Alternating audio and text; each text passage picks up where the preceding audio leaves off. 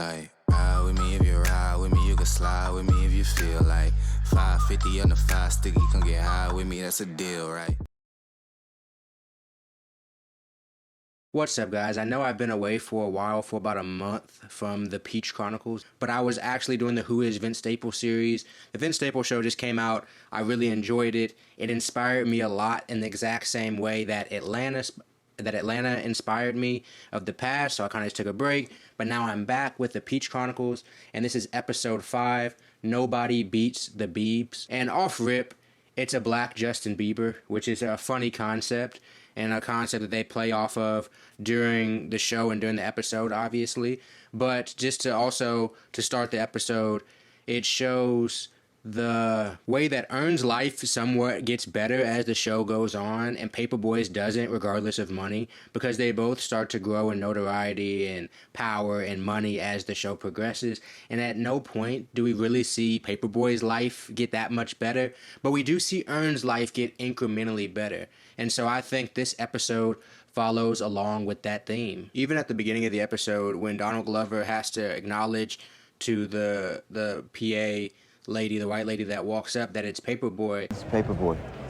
Oh, okay. It's interesting, and I feel like Donald Glover always shows in this show how some art that's big in the black community isn't still like very famous. I saw a video today of this dude sitting courtside not knowing who Drake was. And to somebody in the black community of any age, not knowing who Drake is pretty insane. But we live in different worlds. In the same way, a lot of black people don't know a lot of white celebrities, especially not by name, because they might not be very significant to us. And Paperboy is starting to realize that even as his fame grows within the black community, nationally, he's still in a very similar position as he was when he was just in the hood broke. Whatever happened to the old run and shoot place? This was dope, wasn't it? Yeah. Shot it up, though. Dang. I mean, niggas started trying to call charging, man. Those are the type of jokes that I like in Atlanta. It's hidden within the conversation. Like, that's an acceptable reason for a place to get shot up and shut down. Because in the middle or in the midst of basketball games, somebody is calling charges. That is the humor that makes Atlanta still a humorous show while not being so much of overt jokes. You may have heard of me, Paperboy. Oh, I know who you are. You're the guy who shot someone. Now Paperboy is starting to realize what he's known for. And he's been knowing it. He saw that kid say, "I'll put you down like Paperboy," or whatever, when that kid shot that guy, or shot the other little kid, like on accident, not on accident, like with a toy gun. He's starting to see what his image does. Because as a rapper, he wants to be known for his music. He wants, like any artist, he wants to be known for his art. And then he walks up to this reporter lady, and she just knows him as an attempted murderer, essentially. And that's gotta hurt. Because you want somebody to jam your music. You want somebody to know you as some type of positive impact. You want somebody to know you, like I said, for your art. And Paperboy is known still as like a hoodlum, pretty much. And I'm sure that sucks. And also seeing what gangster rap or what rap portrays to a lot of people. It portrays like straight, as a genre, it portrays like negativity to a lot of people. And it sucks, and it's not really rap's fault. Part of it is because it does talk about violence and stuff like that in some songs. But a lot of it's also just because black art is usually seen in a negative light in the time period you're in. Like in the past, or when you get in the future and you get hindsight, and hindsight's 2020, a lot of music really shows, or a lot of art really shows, or is significant of the time period. But a lot of times in the time period, when black people create something, it's seen as negative, regardless of what it is. Another cool, subtle Atlanta beginning. I'm just going to point that out in this episode.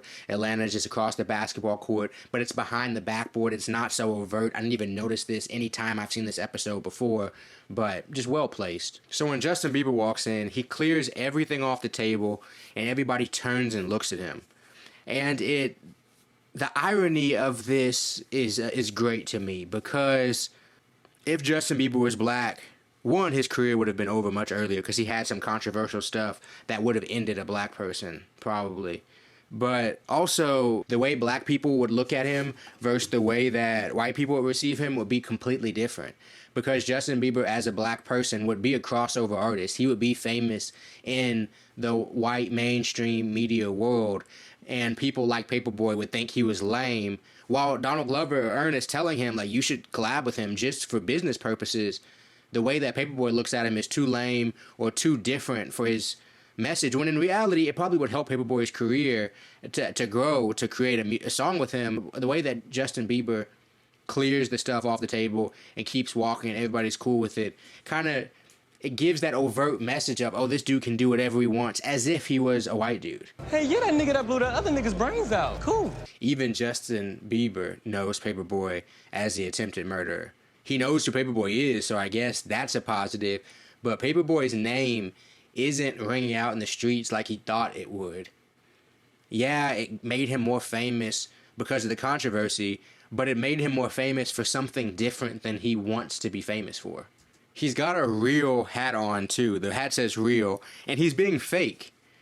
Like, he's doing shit that, like, normal, like, people just wouldn't do. He face palms a lady in the middle of the interview, gets up, I'm gonna dunk on a bitch, and then walks away.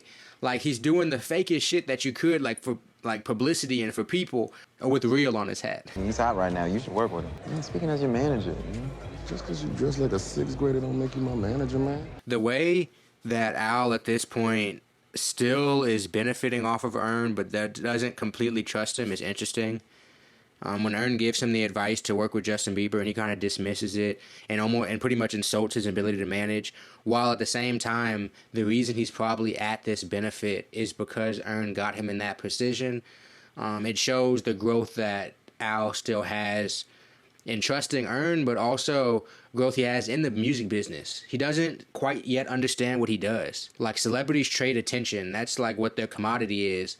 And it doesn't seem like Al still has a grasp on that. And it seems like in real life, this is what a lot of like the 90s rappers, early 2000s rappers that kind of quote unquote fell off, but like really just backed out of the limelight. It seems like that's kind of what happened. A lot of them got into it and realized, oh, this isn't what I thought it was. And then so Ern is one of the few black people that's a promoter at this event, or promoter in general, like manager, agent, stuff like that. I can imagine. I've never been in these spaces, but I haven't heard of many black ones. It would make sense that Ern gets mistaken for somebody that this lady knows. Alonzo, behind you. Because one, a lot of white people think a lot of black people look alike, which as black people we think is ridiculous, but also just how few black people there are. So she might even assume, like, if there's a black guy here and he's repping an athlete, it's Alonzo. And this lady is so delusional. One, that she says, I've heard of that, which is funny. When he says he manages Paperboy. But then you can also tell that something's a little off, because she's like, I bet you are surprised to see me. And then immediately starts asking about the company he works for and stuff like that. And the way this plays out with Ern is hilarious to me. I think the good fortune mixed with unfortunate shit is just like intertwined perfectly. So the lady gets him into the upstairs area with the managers and the agents and stuff like that, and this is when it's going well. And this, to me, I wrote down here, is what is great about being present in life.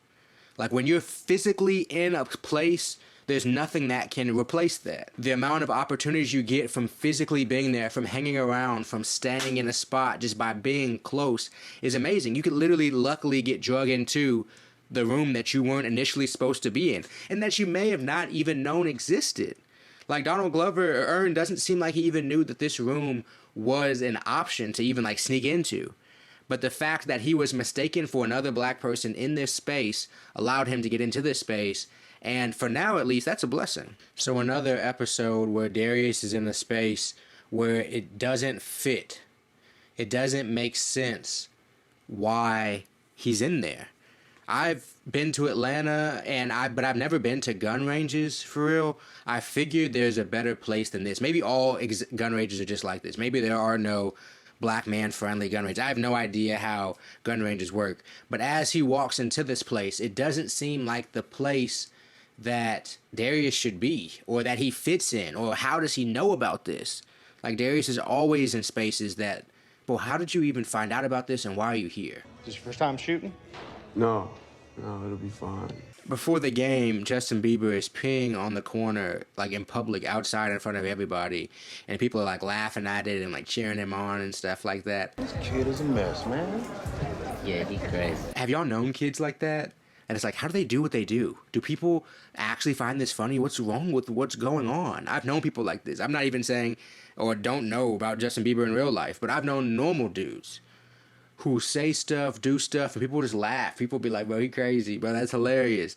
And I'm like, there's nothing funny about what we're watching right now. And then it's funny that as they start playing basketball, the black in Justin Bieber comes out. He's been doing his like crazy white boy routine this whole time. And now we find out he's actually athletic. He can actually hoop.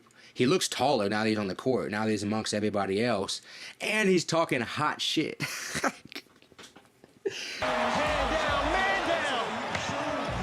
He goes from like the white loved dancing, singing nigga to the nigga who's on the court talking the hottest shit. So Darius clearly doesn't look that trained with guns. And he's shooting at a dog poster, which in this mostly white space, as anybody watching this, you know that like people will be like, what's going on? And obviously we see the people's faces on the side and stuff like that, and they're all like so puzzled because they all have man posters. And then we start to like really, even before the conversation came up, it started to like peel back in my head like how acceptable it is to have a poster of a man. You couldn't even really have a poster of a woman, really, even though a woman could be the person committing the crime or the person that you need to shoot. It literally has to be a picture of a man. And that's what's acceptable to shoot. I ain't little nigga. I ain't. Okay. Oh, I left a bag of this for you to eat in the locker room. Well, your breath smell like you already ate a bag. The worst of both of these dudes is coming out during a basketball game. And just for the humor of the episode, that's when the worst part for both people has to come out.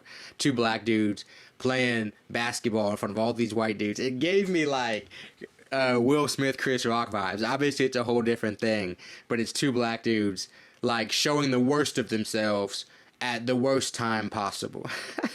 I mean, Chris Rock didn't really do anything, but you get what I'm saying.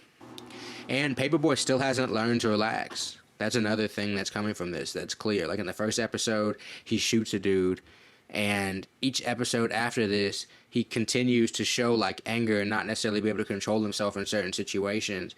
And he's not getting better yet. We'll have to see, like, as the show progresses, as we keep seeing this trend, if he keeps improving or if he improves his attitude. And this also shows, the last point about that scene, that Paperboy's a little bit of a hater. And from when he was talking about him earlier, not understanding why he gets all the attention, when you start to do that, that means that Justin Bieber is just doing stuff that he's not willing to do and getting attention that he doesn't want. And so Paperboy has to move on from it, and now it's affecting his basketball, and Justin might be a little bit better at hooping than him too, and that's getting to Paperboy. Because he's like, man, he might have all this shit, but I'm the better hooper or whatever. For my hood, I can hoop. And then Justin Bieber comes out here acting like he acts and hooping on him. Ball. Nick, give me the ball. Nigger! I'm about to get your pomegranate ass. There's a lot in this scene to point out. You can't shoot dogs. What are you, a psycho? Why not? Listen, man, look, the dogs from my neighborhood, they're crazy. They bite babies and then I don't give a damn. My kid could be in here. Well, why would I shoot at a human target? I mean, that's weird, right? I mean, look at that one. That's just way too specific. The line where Darius talks about, in my neighborhood, dogs are bad. In a lot of rougher neighborhoods where there's not the resources to treat dogs like kings, a lot of dogs are wild, and especially if the city doesn't protect the area as well and gets wild dogs out of there and stuff like that, the dog situation, or what you could expect from a dog in a black neighborhood or some Hispanic neighborhoods, could be different than what you could expect from a neighborhood full of pampered dogs. So that one line says a lot from Darius that the other man can't understand. And the other man comes back with, my kids could be in here. The most American line ever. I've caught myself doing this when I was younger, just as an American. But as Americans, when we don't like something, we lean on kids. It's what we do. We say, like, no, that can't be on TV because kids could watch it. No, we have to take this off the internet because kids could see it. And in reality, none of that matters. The bad stuff, kids can walk down the street and see all of it. Even when kids can see everything bad that's happening in America, literally on the streets walking.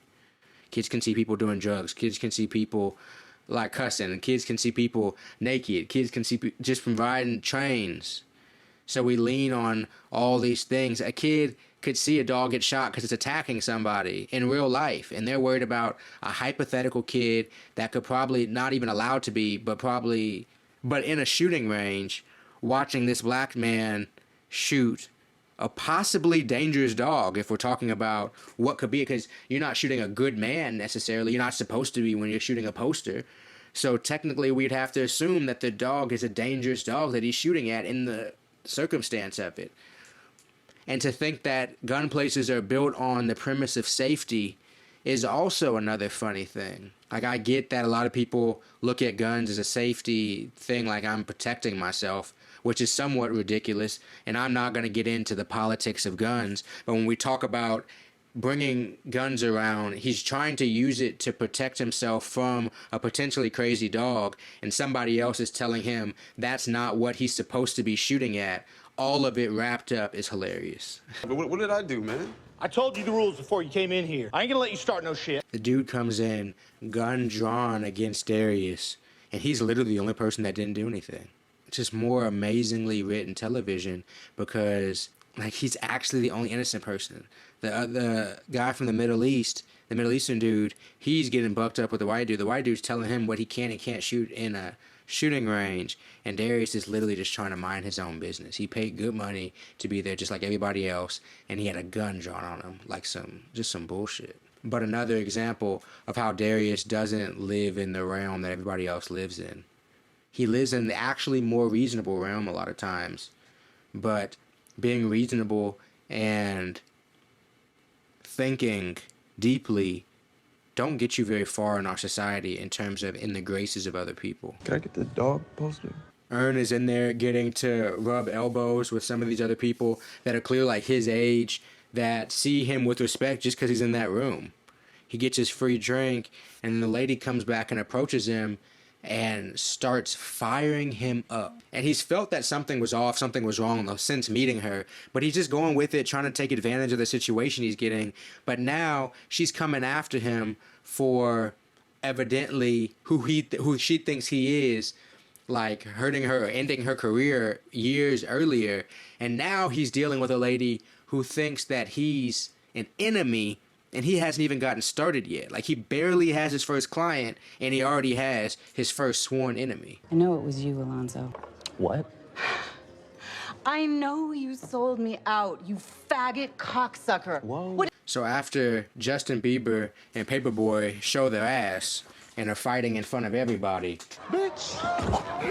Chanel, you put your on my back to turn you out, I'll push you that way, huh? You put your hands on me, nigga? we don't know how this is going to go, simply because Paperboy already has a couple strikes against him in the public eye.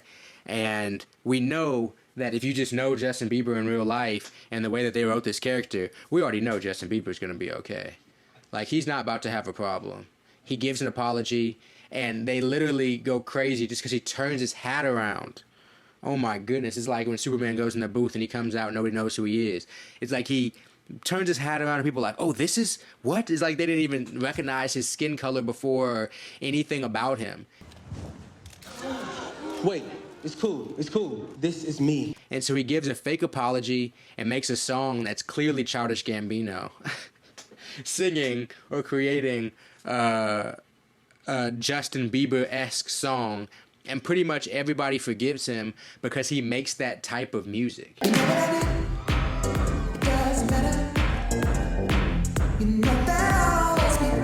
He makes the type of music where you want to forgive him, where he's the likable guy who's going to dance in front of you and sing for you and all that stuff, to where you just want to let it go because he's that talented. And we have those artists in our society. And then the reporter gives Paperboy actually some decent advice. Listen, I want to give you some advice. Play your part. People don't want Justin to be the asshole. They want you to be the asshole. That was written in to me as a moment where, like, a white person gave their honest feedback to a black person, as shitty as it is. Like, we don't want you. We don't want to like you. That's not why we accept you. We just know that you're useful to us. So play the role that you're supposed to play within our framework and we can make you big. That's what I got from what she said. And I'm sure that would suck to hear as an artist. It even sucks to break down in this episode, to be honest with you. Because Justin's up there playing his role, and that's how he's going to continue his career.